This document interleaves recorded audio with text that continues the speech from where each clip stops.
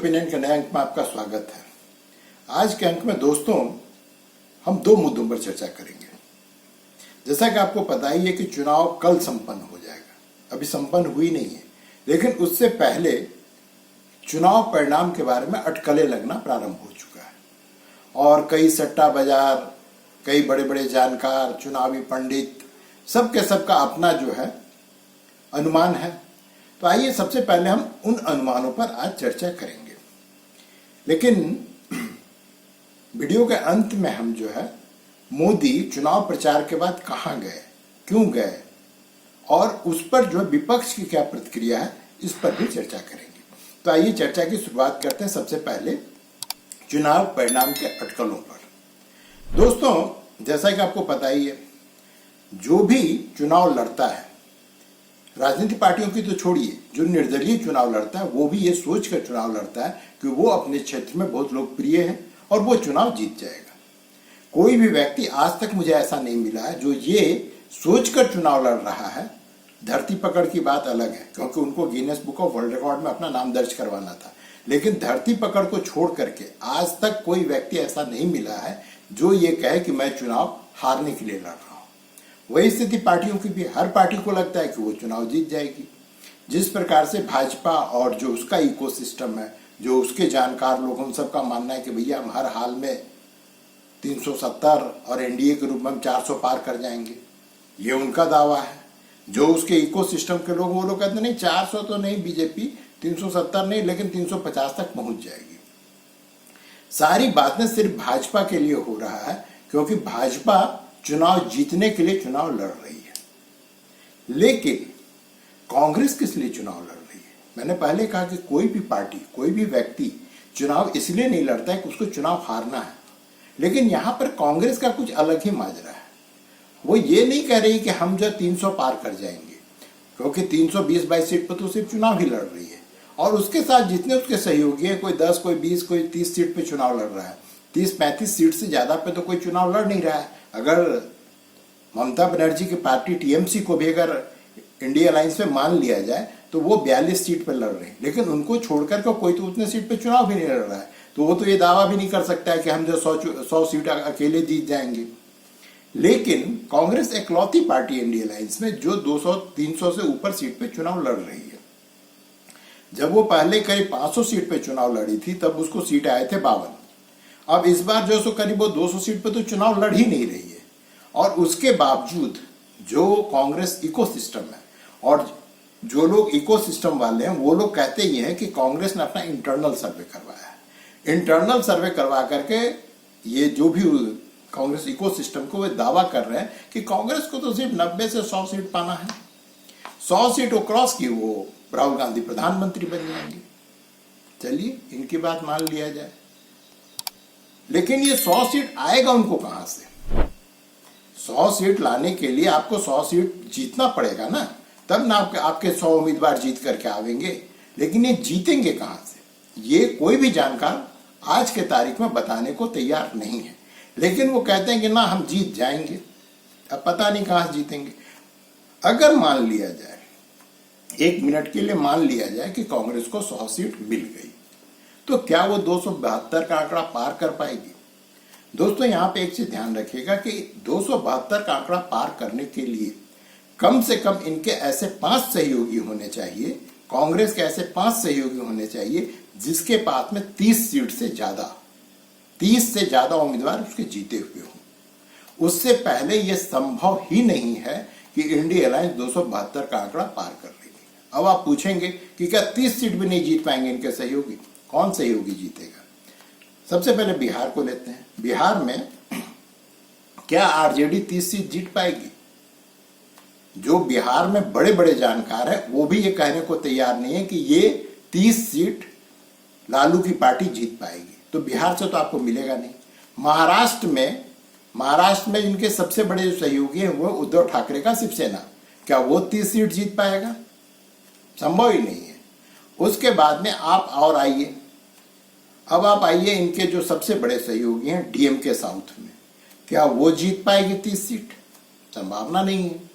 और क्या पूरा लेफ्ट मिल करके, जो पूरे वामपंथी दल हैं, क्या वो सारे के सारे मिल करके इस स्थिति में हैं कि वो 30 सीट जीत सकें?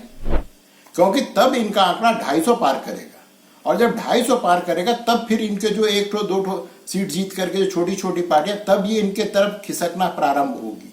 क्या ये संभव है? मुझे तो नहीं लगता है। आप सोचिए कि क्या ये संभव है। हालांकि आजकल मैं एक मुहावरा बार बार कह रहा हूं, गाछे कटहर रोटे तेल। पहले तो कल इन्होंने 1 तारीख को जब चुनाव संपन्न नहीं हुआ है, तब इन्होंने इंडिया अलायंस की मीटिंग बुला ली। हालांकि अलग बात है कि ममता बनर्जी और भी अन्य नेताओं ने उसमें आने से अपनी असमर्थता व्यक्त की, और वो असमर्थ इसलिए क्योंकि कल जो है इन बिहार में, वेस्ट बंगाल में, सब जगह चुनाव का अंतिम दौर होगा। तो कौन सा ऐसा मूर्ख नेता होगा जो अपने चुनाव को छोड़ करके इनके साथ में इंडिया अलायंस में समोसा और चाय खाने के लिए इनके साथ में दिल्ली मीटिंग करने पहुंच जाएगा? तो ये मीटिंग का तो कोई महत्व रह ही नहीं गया। लेकिन दोस्तों, यहाँ बड़े बड़े कलाकार हैं इंडिया अलायंस में। कल एक पत्रकार हैं, उनका नाम लेना ठीक नहीं, हालांकि वो दरबारी पत्रकार हैं, और कांग्रेस के इकोसिस्टम नहीं, समझिए कि कांग्रेस के अंदर के पत्रकार हैं। उन्होंने कल बताया कि प्रधानमंत्री के लिए तो अभी किसी का नाम तय नहीं हुआ है, लेकिन गृह मंत्री के लिए 2 नामों पर विचार किया जा रहा है। एक है तेजस्वी यादव और दूसरे हैं उद्धव ठाकरे। इन दोनों पे मामला तय है। उसके बाद में जो विदेश मंत्रालय, उसके लिए शशि थरूर का नाम कमोबेश मान लिया गया है। उसके बाद में जो वित्त मंत्री होगा, फाइनेंस मिनिस्टर होगा, उसके लिए कर्नाटक के जो मुख्यमंत्री हैं सिद्धारमैया, और पी चिदम्बरम तो हमेशा ही फाइनेंस मिनिस्टर पोस्ट के दावेदार हैं। इन लोगों के नाम पे बात हो रही है। मतलब दोस्तों, 100 सीट आने पे अभी 100 सीट आने की नौबत नहीं आई है, और उससे पहले ये लोग मंत्रिमंडल तय कर रहे हैं, कैबिनेट का कैसे विस्तार होगा वो तय कर रहे हैं। तो आप समझ सकते हैं कि जो इंडिया अलायंस है और इंडिया अलायंस का जो इकोसिस्टम है, खास करके जो रिटायर्ड भगाए हुए जो पत्रकार जो यूट्यूब चलाते हैं, उन लोगों ने इन लोगों को ऐसे भ्रम में डाल दिया इंडिया अलायंस को कि ये मान के चल रहे हैं कि हम लोग चुनाव जीत चुके हैं, अगला प्रधानमंत्री राहुल गांधी ही होंगे, ये मान के चल रहे हैं। अगर आप इनके इकोसिस्टम से किसी से बात करें ना, ये तो डन है, मैंने ये मानने को तैयार नहीं है कि इनको 100 सीट भी नहीं आएगी। हालांकि आप बैठ के आंकड़े खुद ही बैठ के जोड़िए दिन भर, तो इनको सीट अगर 54-55 मिल जाए कांग्रेस को, ये मेरा असेसमेंट है कि 54-55 सीट मिल जाए, तो ये मान के चलें कि इन्होंने बहुत अच्छा चुनाव लड़ा है। और इनके सहयोगियों की तो बात ही मत कीजिए, इनके सहयोगियों की कोई बात तक मत कीजिए।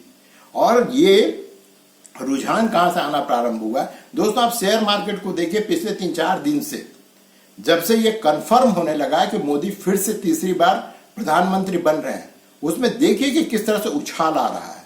मैंने अर्थव्यवस्था को जो बूस्ट करता है जो शेयर मार्केट, उसमें उछाल आ रहा है।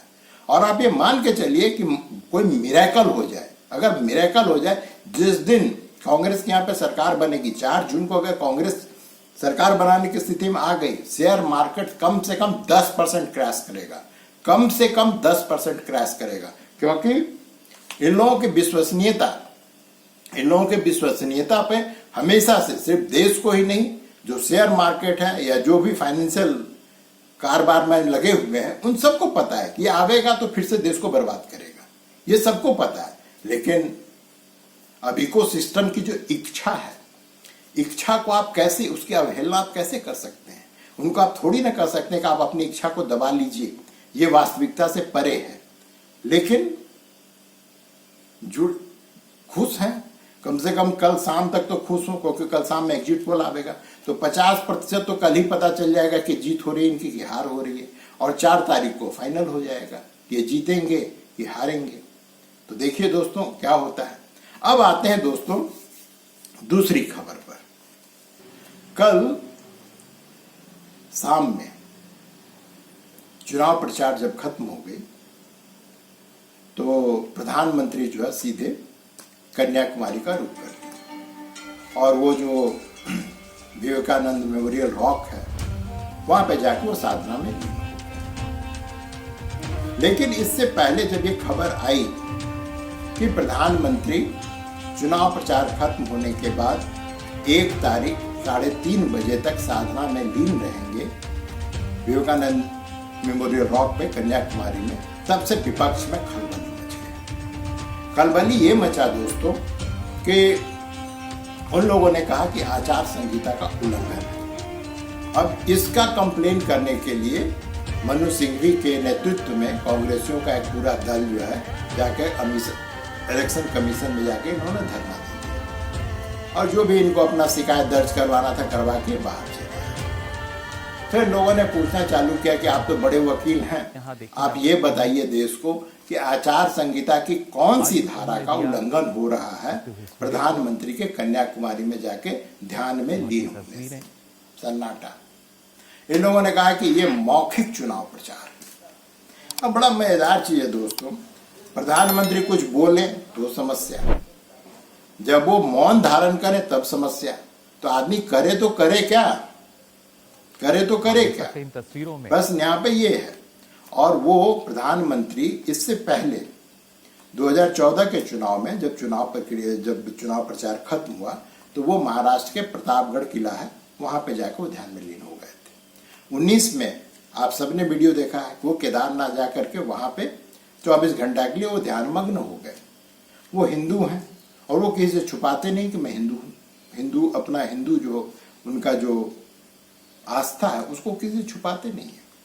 वो अपने हिंदू होने को गर्व के साथ में लोगों को बताते हैं कि हाँ मैं हिंदू हूं और मैं सिर्फ हिंदू नहीं हूं, हिंदू धर्म में जितनी भी उसमें जो रिचुअल्स हैं उन सबको मैं फॉलो करता हूं। और कोई भी व्यक्ति जो किसी भी धर्म को मानता हो, अगर मान लीजिए कोई मुसलमान है तो क्या आप उसको नमाज पढ़ने से रोक सकते हैं? कोई अगर क्रिश्चियन है तो क्या संडे को आप उसको चर्च जाने से रोक सकते हैं? नहीं। सेकुलरिज्म का मतलब ये नहीं होता है दोस्तों कि आप जिस आस्था में विश्वास करते हैं आप उसको त्याग दें। इसका मतलब सिर्फ भारत के लिए इतना है कि जो दूसरों की आस्था उसको आप गाली ना बकें, उसका अपमान ना करें और उसको किसी भी तरह से आप डिस्टर्ब ना करें। मेरे ख्याल से जो सेकुलरिज्म है उसका मतलब सिर्फ और सिर्फ इतना है। अब वो हिंदू हैं मोदी, तो वो क्यों नहीं जाएंगे? क्यों नहीं वो साधना में, मेडिटेशन में क्यों नहीं जाएंगे? इसका जवाब किसी के पास नहीं है। सबको सिर्फ एक आचार संहिता का उल्लंघन हो रहा है। और वहां पर जाकर के जो मोदी के जो तस्वीर आ रहे हैं, आप देख ही रहोगे पीछे में, वो जो तस्वीर आ रही है उसमें साफ दिख रहा है कि वो संध्या वंदना कर रहे हैं, फिर वो साधना में लीन हो रहे हैं और जो भी है वो सब के सब वो चीज कर रहे हैं जो किसी भी व्यक्ति को करना चाहिए, किसी भी हिंदू को करना चाहिए। अब जो है कांग्रेस का ये कि गोदी मीडिया है, गोदी मीडिया दिन भर वहां कैमरा लेके खड़ा रहेगा, वो कैमरा में सब कुछ दिखाता रहेगा, पूरा देश चुनाव के दिन भी मोदी को देखता रहेगा। तो मेरा कहना है कि भाई आप भी कुछ कीजिए, जब आप कुछ करेंगे तो जब उसको टीवी ना दिखावे तब आप ये कंप्लेन कर सकते हैं कि ये गोदी मीडिया ये सिर्फ मोदी को दिखाता है। आपकी रैली को भी उतना ही जगह दिया जाता है जितना कि भारतीय जनता पार्टी की रैली को दिया जाता है। ये अलग बात है कि आप दिन में 1 या 2 रैली करते हैं और मोदी अकेला ही 3 रैली कर देता है, फिर उसका रोड शो भी करता है। अब इनका एक आंकड़ा बताता हूं दोस्तों कि पिछले 60 दिन के चुनाव प्रचार में मोदी ये व्यक्ति 1 लाख किलोमीटर से ज्यादा का ट्रैवल कर चुका है, यात्रा कर चुका है। इसने इस दौरान 190 से ज्यादा रैलियों को संबोधित किया। इसने इस दौरान 80 से ज्यादा पत्रकारों को इंटरव्यू दिया। इसने इस दौरान लगभग 30 रोड शो किया। तो ये उसकी अपनी ये है, उसकी ताकत है, उसके पास में इतनी ऊर्जा है कि वो ये सब चीजें कर सकता है। और जो वो किया उसको मीडिया ने दिखाया, आपने जो किया उसको भी मीडिया ने दिखाया। अब यहाँ पे दोस्तों की ये साधना कर रहे हैं इसलिए उसको दिखाया जा रहा है। इसका एक बड़ा अच्छा सा मैं आपको उदाहरण देता हूँ। पिछले दिनों राहुल गांधी अपनी माँ के साथ बैठ करके एल्बम देख रहे हैं और वो पुराने दिनों को याद कर रहे हैं। उसको भी मीडिया ने उतना ही जगह दिया, चाहे सोशल मीडिया हो चाहे इलेक्ट्रॉनिक्स माध्यम, सब पे उनको दिखाया गया। तब तो किसी ने नहीं कहा कि ये जो कांग्रेसी गोदी मीडिया हो गया। अरे आप कुछ कीजिएगा तब ना उसको दिखाया जाएगा। जब आप कुछ करेंगे ही नहीं तो उसको दिखाया कैसे जाएगा। ये भी फोटो अब जो है तो आज सुबह सुबह अमित शाह जब बारिश वो तिरुपति पहुंचे हुए हैं, वो सब परिवार गए हैं वहां पे, वो वहां पे पूजा अर्चना जो भी वो कर सकते हैं वो सब उन्होंने किया। उन्होंने भी अपनी तस्वीर लगाई। आप भी किसी मंदिर की तरफ जाइए, आप भी किसी मंदिर में जाइए, आप भी अपना फोटोग्राफ लगाइए। अगर उसको जब उचित स्थान ना मिले तब आप कंप्लेन कीजिए। लेकिन दोस्तों विपक्ष जो है मानसिक दिवालियापन का शिकार हो चुका है। अखिलेश यादव कह रहे हैं कि वहां कन्याकुमारी तक पहुंच गए, उधर से आप निकल लीजिए कर्नाटका अंटार्कटिका। मैंने अजब अजब दलील है। जो तेजस्वी यादव है भावी गृह मंत्री, इन्होंने कहा कि भाई सारे मीडिया को प्रतिबंधित कर दिया जाए, प्रधानमंत्री जाए तो जाए लेकिन सारे मीडिया को प्रतिबंधित कर दिया जाए। प्रतिबंध और इंडिया अलायंस का बहुत पुराना रिश्ता है। दोस्तों आपको पता है कि देश के 14 पत्रकारों को इंडिया अलायंस ने आधिकारिक रूप से बैन कर रखा है कि हम इनके कार्यक्रमों में भाग नहीं लेंगे। यह अलग बात है कि कांग्रेस को छोड़ करके इनके जितने सहयोगी हैं उन सारे पत्रकारों के प्रोग्राम में नियमित रूप से भाग लेते हैं। अभी जब ये चुनाव चल रहा है, जो केजरीवाल बहुत बड़ा देश बचाने निकला, लोकतंत्र बचाने निकला, संविधान बचाने निकला, उसने जी समूह के जितने भी चैनल्स हैं उसको पंजाब में ब्लैकआउट करवा दिया है, उसको बंद करवा दिया। वहां पे जी समूह का जो न्यूज, जितने भी न्यूज चैनल, किसी को दिखाया नहीं जा रहा है।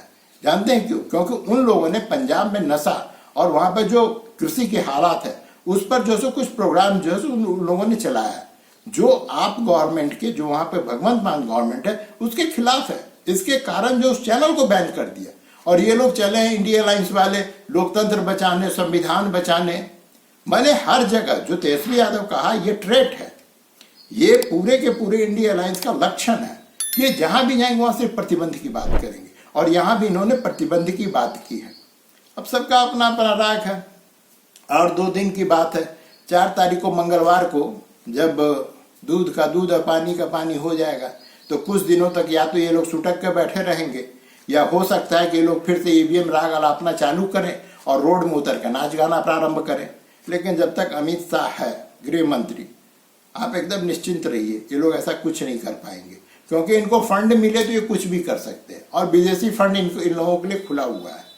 जो एनजीओ ब्रांड के जितने भी, उनके लिए फंड की कोई कमी नहीं है। और वो जो है जब इनको पॉलिटिकल बैकिंग मिलेगा तो नाच गाना 2-4 दिन करेंगे। लेकिन मैं चाहता हूं कि गवर्नमेंट इस बार इनसे सख्ती से निपटे।